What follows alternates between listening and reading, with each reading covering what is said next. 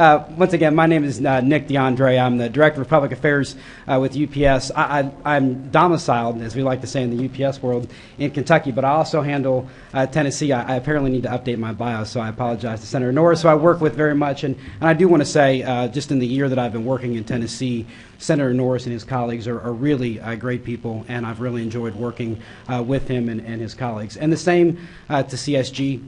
UPS has been a supporter of CSG for a long time, and we certainly appreciate the thought that they bring to the table and moving forward. What I'm going to do is talk a little bit about a program that we have, and actually two programs, that we have as far as workforce development, and one of them is very innovative. And I think that's what the key here is to talk about not only how the public sector can do it, but how the private sector can work together to make it happen. And Metropolitan College is that very program. But I would be remiss if I didn't talk a little bit about our presence of UPS in Anchorage first. This is a very large hub, regional hub for us.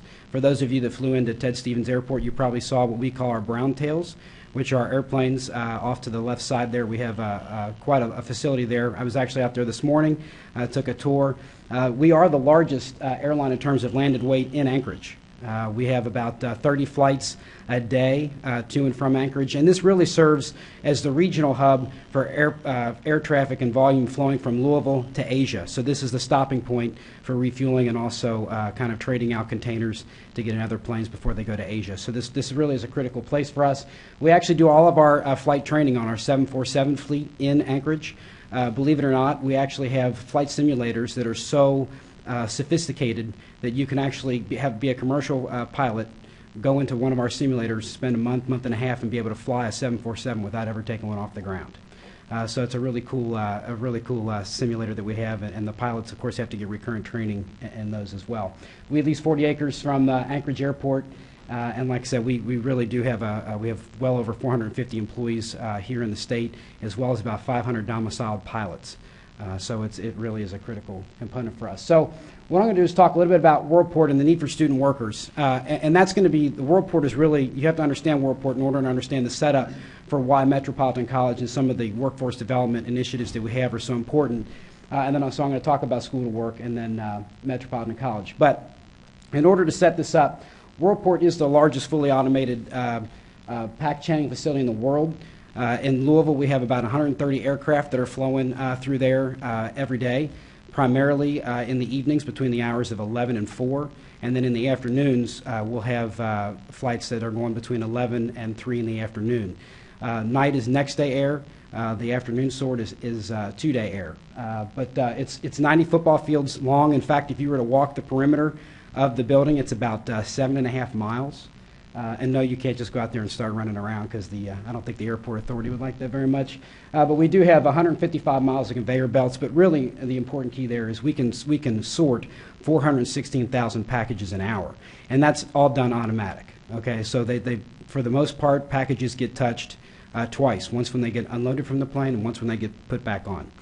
Which is kind of a differentiator between us and some of the competitions that we are fully automated at Worldport.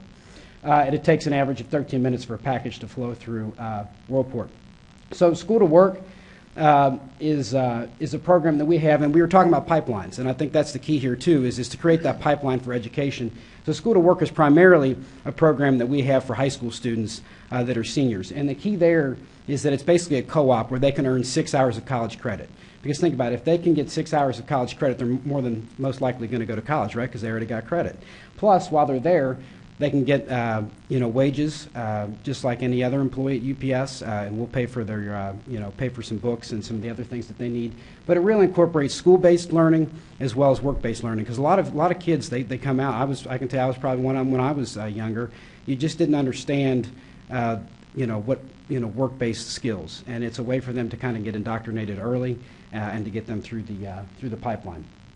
Now, I will say we do have other programs. We have Earn to Learn, which is for folks that want to work in the afternoon. The Metropolitan College program, which I'm going to talk about now, is primarily, it's actually only for students that work overnight in the hub between the hours of 11 and 4. And the key with Metro College, and this is the challenge that we face, when we wanted to expand Worldport in the 90s, we were faced with the challenge of, are we going to be able to have the workforce that we need in order to be able to do this? And in fact, we needed about 5,000 students, or workers, shall I say. And so we got to thinking, and we thought, well, you know what, if we can create some sort of partnership where students can come and get an education, and where students then can come and work part-time. Because think about it, students are an attractive workforce, so most of our workforce is part-time, right?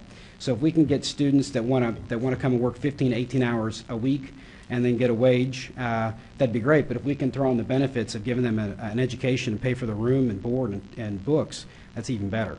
And so that was where kind of the birth of Metropolitan College came to be. Just a little bit about UPS in Kentucky. We have 25,000 employees in the state. 21,000 of those folks are in Jefferson County alone, which is the Louisville area. And at any given time, we have about 10,000 folks in the Worldport working. We obviously have other sort facilities, but there are about 10,000 at any given time in Worldport. So you can understand the need for the workforce. So Metro College is a creative solution, increasing educational attainment levels, obviously decreases the financial barriers for students to get an education. And like I said, this is where it's key. It is a pure public-private partnership, right? So you've got us, UPS, Jefferson Community and Technical College, the University of Louisville, the Commonwealth of Kentucky, and Louisville Metro Government. And I'll talk about the two government partners as I get through the slides, and I know there's some of my friends in the Kentucky General Assembly here, so I appreciate their moral support and of course their support of Metro College. So, like I said, these are our partner educational institutions. You know, University of Louisville is one of the largest universities in the state. They obviously do baccalaureate degrees, and then the JCTCS system does certificates and diplomas, and then remedial education. So I'm assuming it's a good setup for a lot of folks where, you know, if you want to go to the University of Louisville and you need some remedial education, they usually go to the JCTCS or one of the community college systems first, and then kind of move on and matriculate into the system. So a little bit about how the program works. So basically, like I said, what we do is we're funding. They get an hourly wage in addition to getting their education paid for, but we're not paying for it all. And this is where our folks in the Kentucky General Assembly have become great partners, is the fact that we actually pay 50% of the tuition, and the General Assembly gives us the other 50% through the terms of a tax credit on our tax liability at the end of the year. So that is where their partnership, which has been instrumental over the years, has come into play. And then, of course, the universities, who are our other partners, they're the ones that support through the campus infrastructure and costs. They cover those, and that's basically the training that we have. In other words, they have advisors that they go to make sure that they're getting their coursework done, to make sure that the fact that they're working overnight isn't impeding their school programs. Because what they do is they'll make sure that they can schedule classes in the afternoons so that they have time to sleep in the mornings. And that is actually something that there's a whole curriculum based for a lot of the Metro College students, where the classes will start after 12 o'clock, so that way they have time to sleep, get up, and get what they need to get done before they go to class. And then, of course, we fund tuition and books at 50%, and then academic bonuses, which is I'll talk about in a few minutes, which is really critical to making sure that they actually get their degree, which is just as important. So let's say if you're a Metro College student, let's kind of take a look at the benefits of what a Metro College participant receives. And the first one is when you look at the work. So they're working for 15 to 18 hours per week on the next day air shift. Starts at $10 an hour. It does go up incrementally after that. And then, of course, they get full-time benefits after a year. So that's the work side of it. And then if you look at the textbooks, they get reimbursed up to $65 a class. Now, I know some books can be kind of expensive. I know when I was in school, I thought it was highway robbery how expensive textbooks were, but this covers a portion for each class, and so that obviously is helpful to them as well. And then when you look at the tuition, full in-state tuition deferred for any major or coursework passed with a C or better. So that's the key. They have to have a C or better. And I can tell you that the students that are in the program, 78% of them have C or better in their classes, which is pretty good. That's a pretty good track record. And the other thing is, too, if you're from out of state, you can still be in the Metropolitan College program. You will have to pay the difference between out-of-state and in-state tuition, but we do cover the cost up to the full in-state. So when you look at the academic bonuses, if they satisfactorily complete their coursework for the semester, they get and this is after tax, by the way, a $350 to $500 bonus based on their GPA. And then after 2 years, or roughly 60 credits, they can get a $600 milestone, which, like I said, is after tax. And then on completion of graduation, they can get between $400 and $1,400. So there's bonuses along the way in order to get them through the pipeline and to make sure that they get their degree. And then I already mentioned a little bit about the student support. The student development team provides all kinds of different services. It may be the fact that they're struggling with their work, or they change their major and they have to go back and try to redo some different classes in order to graduate.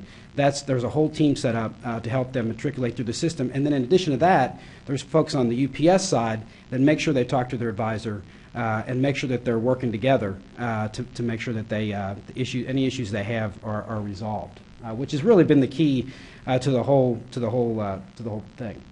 And then, of course, career exploration. And this is important because, the whole point of us having going for these students is the fact that if they get an education, they can be promoted within the company, right?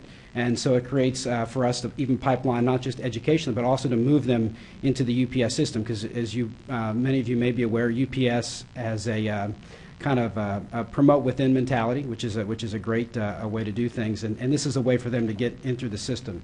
And I will tell you that, but there are some times where we just don't have enough jobs for those folks. So what we've done in recent years is to actually get some of the larger companies in Louisville. GE has a large presence in Louisville. Ford has a large presence in Louisville. We're trying to form a coalition of folks that maybe can take them on if we can't. Okay, so the whole goal is to get them a job when they graduate as well. So that's what the Crew Career Center does. And then, of course, they get on-the-job program participation support and work with the Metropolitan College student development team.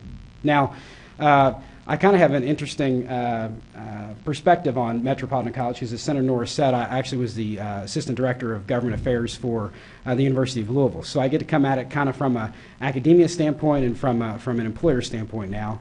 So I'm kind of going to talk about the impact on Metropolitan College at UPS and then academically where Metropolitan College has led us. So we've had participants in the Metro College program from 112 of 120 counties.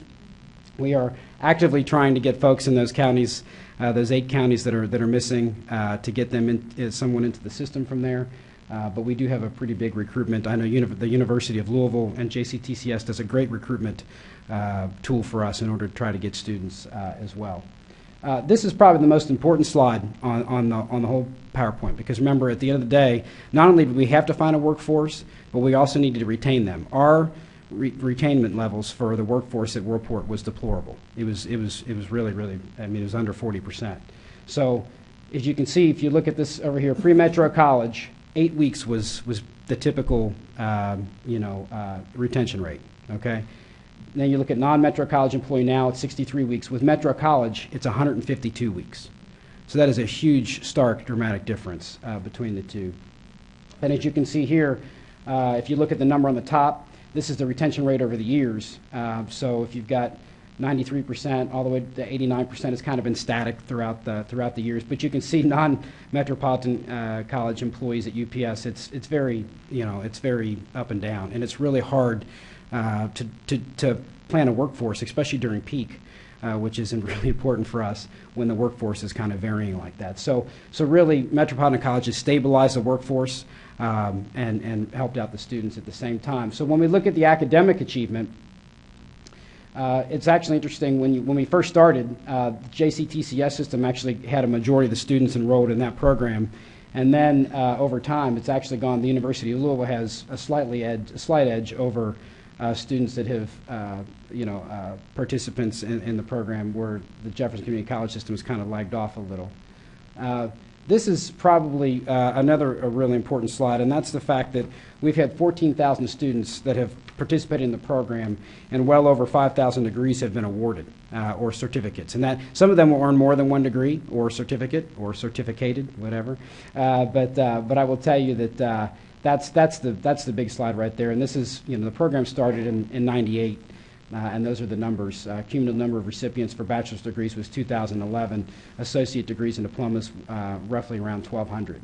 And of course, there's master's or advanced degrees and certificates as well. So here's the whole goal of the program is that it is a pure public-private partnership. okay? We retain talent within the state, which I know is important for Kentucky. And in addition to that, we talked about needing the workforce to staff our hub when we did the expansion, but at the same time, we've been the benefit, and I know the members of the Kentucky General Assembly can agree here, we've done a great job of actually attracting companies to Louisville. In fact, well over 200 companies have moved to be within Worldport's vicinity in order to make sure that their products can be delivered. Well, guess what that causes a problem with? We're competing with them for the same workforce.